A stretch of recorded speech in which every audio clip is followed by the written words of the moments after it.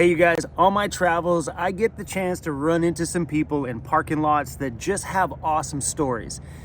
He opened up his mouth and probably said 30 words to me, and the next word out of my mouth is, do you want to make a video? So here we are, this is Dave, and boy, does he have some really cool things going on in his life, and he's living right here in this awesome Toyota Tacoma. Let's check this thing out.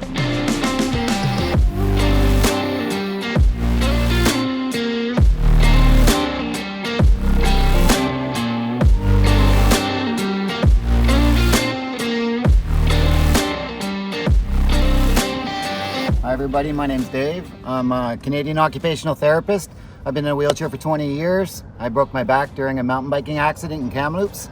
For the last 2 years, almost 2 years now, I've been living in my truck, Taco Sucio. The goal is to take our programs around the world, help young people and adults with spinal cord injuries to learn how to whitewater kayak, overcome barriers, and make the best lives they can for themselves. I bought the truck brand new at the end of 2012, stock TRD. Immediately took the bed off the back of it, took it to a friend of mine, and we made the flat deck first, then the rack system for the kayaks, and then the last system was the camper.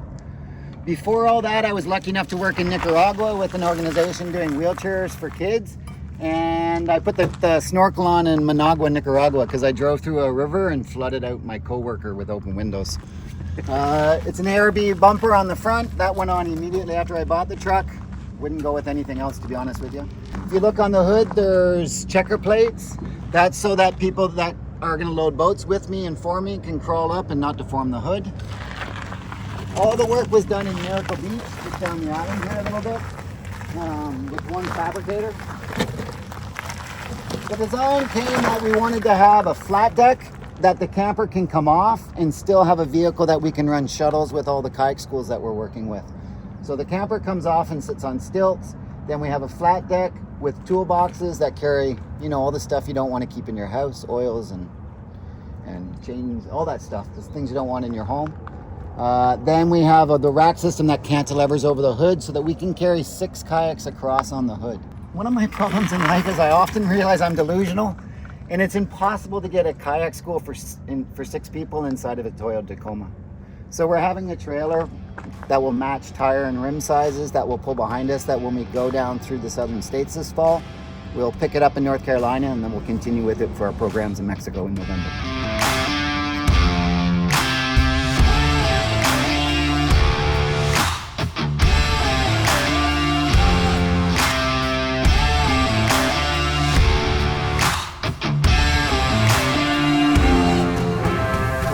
This one's going to be the I'd say coffee stop, but I don't drink coffee. I'm a tea drinker.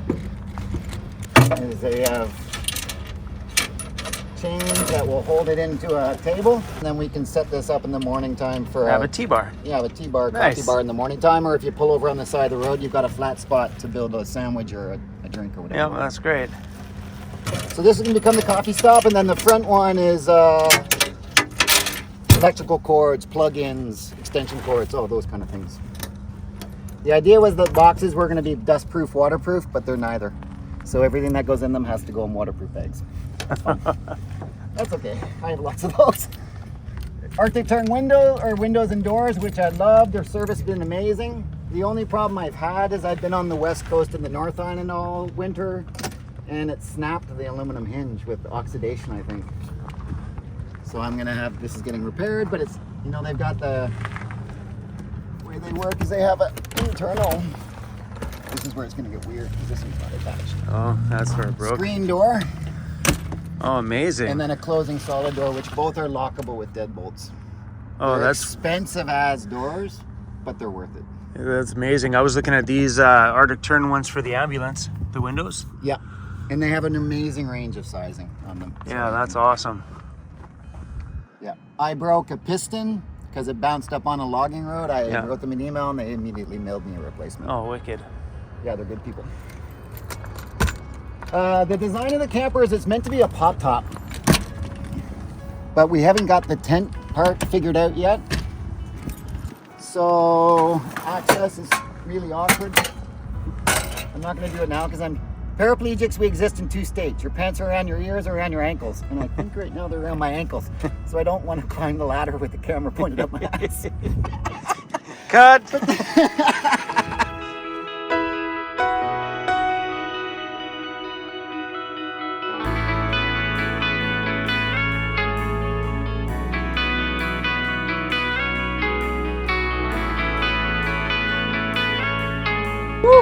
We'll just give her a quick shake first. Okay, yeah, so I'm lucky with my sclerosis paralysis. I still have quad muscles and hip flexors.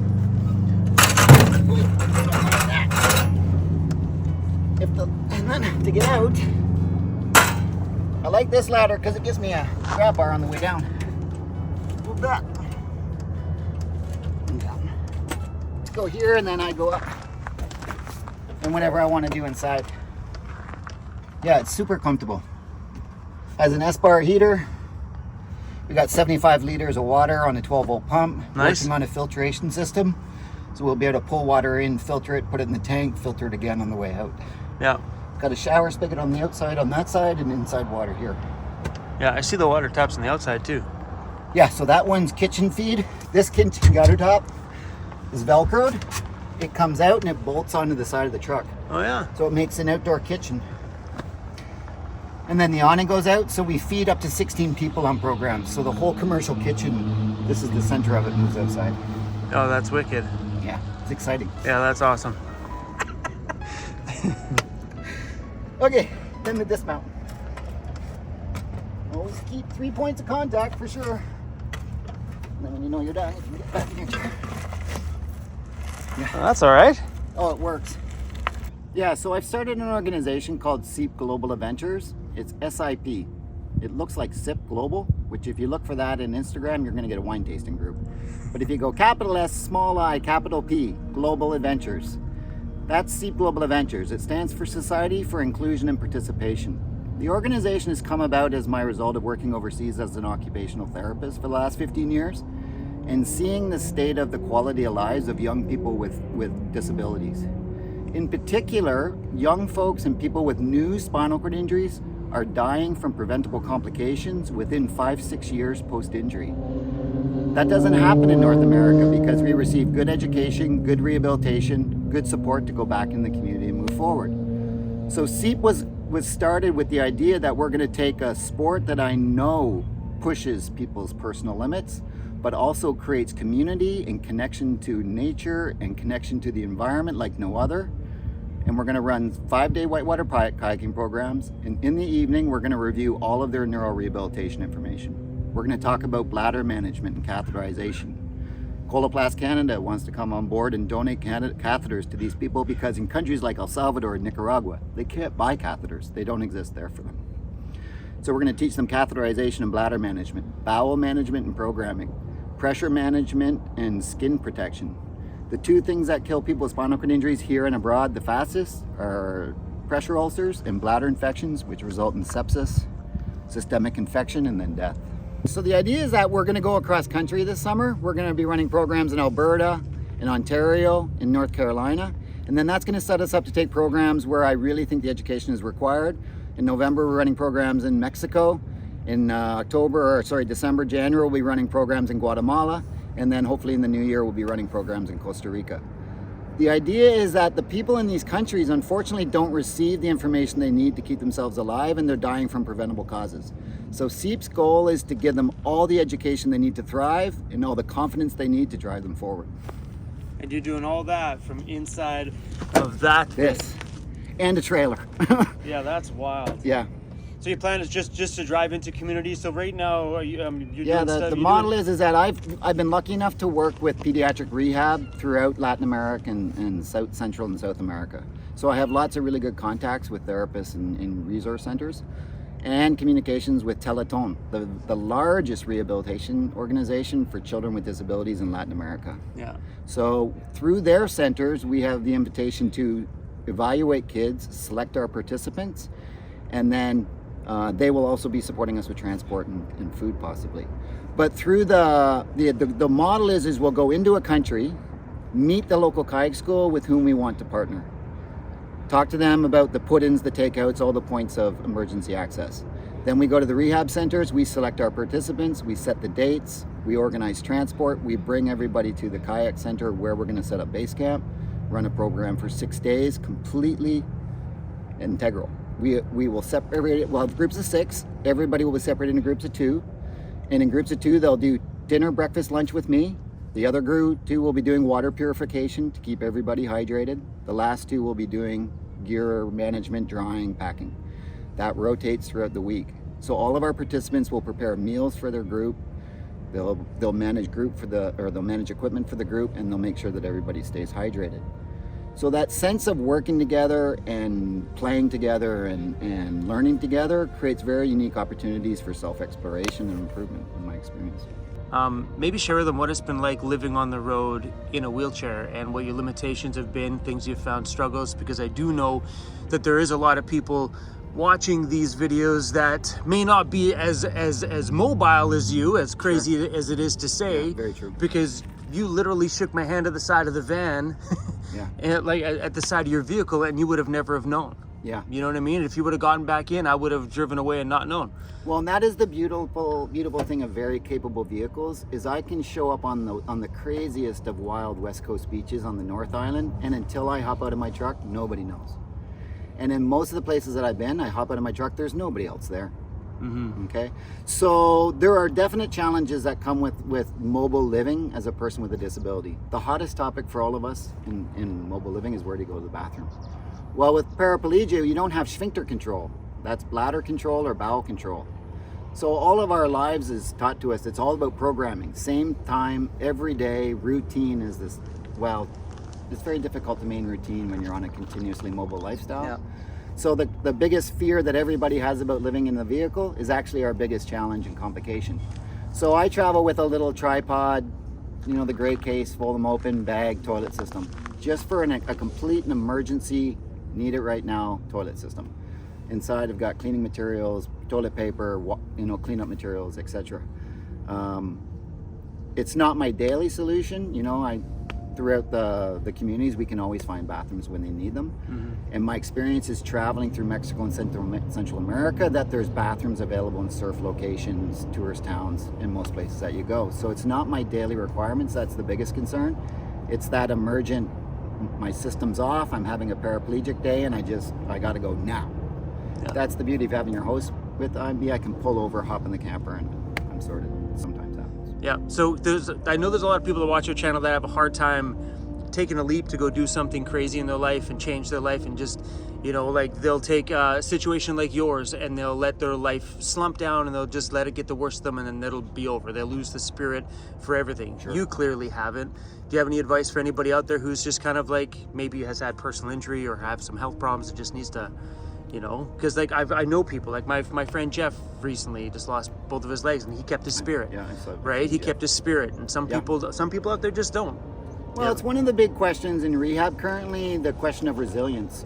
Why is it that some of us in life come to us catastrophic incident? Could be personal injury, could be illness, could be divorce, could be, you know, why do some people have a catastrophic episode and then seemingly not move much beyond it for the rest of their lives?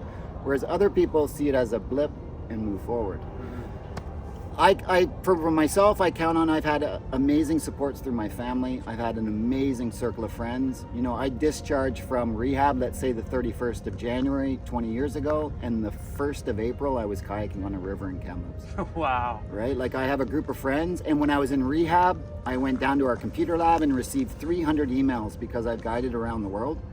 From raft guides, kayak guides saying, Dave, you want to paddle rivers? I will carry you in your boat to the Putin. And my experience of it from this day is, luckily I don't have to get carried, but everybody I meet is willing to help with that. So find your group, find your sport, find your passion, find something that will challenge you both mentally and physically. Find people that do it. Make their friends, right? Make them your friends. Go and hang out. You know, having goals that you want to work towards, having goals that push you in all elements of your life are a good thing.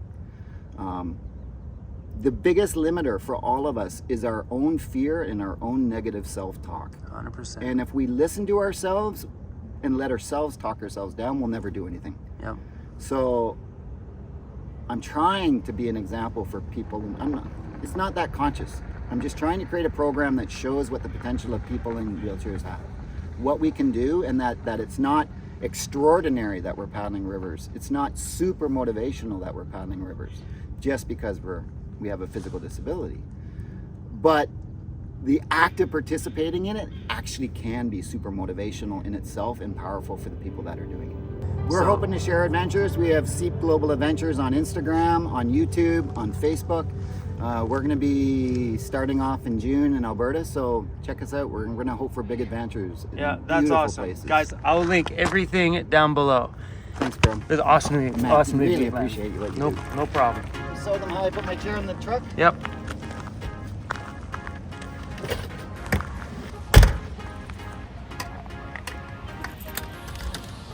Sure, nothing pops out while we drive. Done that before.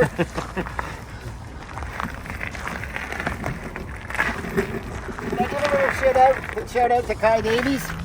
Kai's the one that saved me on my fabrication. I was having huge problems getting a heater installed. He made my custom air intake. He made the lockbox for my diesel. That's the air intake for your. This is my diesel heater. Yeah, because we wade sometimes to get to rivers, so the air intake has to be above water. That is a genius idea. Yeah. Because mine, I mean, I drown it. And the thing I like is that this hard tube goes through the wall and then is welded around the edge, so then the soft tube joins onto that on the inside. Oh, that's so it's awesome. Completely sealed outside. That's awesome. Yeah, he does really nice work. Yeah, wicked. Based in Fanny Bay.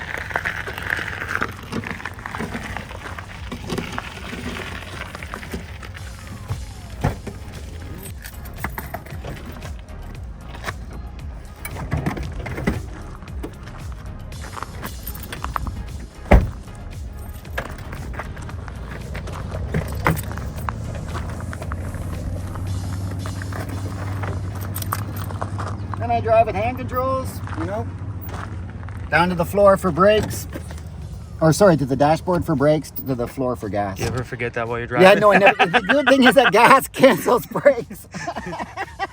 Living with a disability is expensive. These are about $1,100 installed. Yeah. That's the cheapest thing going in disability for the biggest ticket of freedom you can have.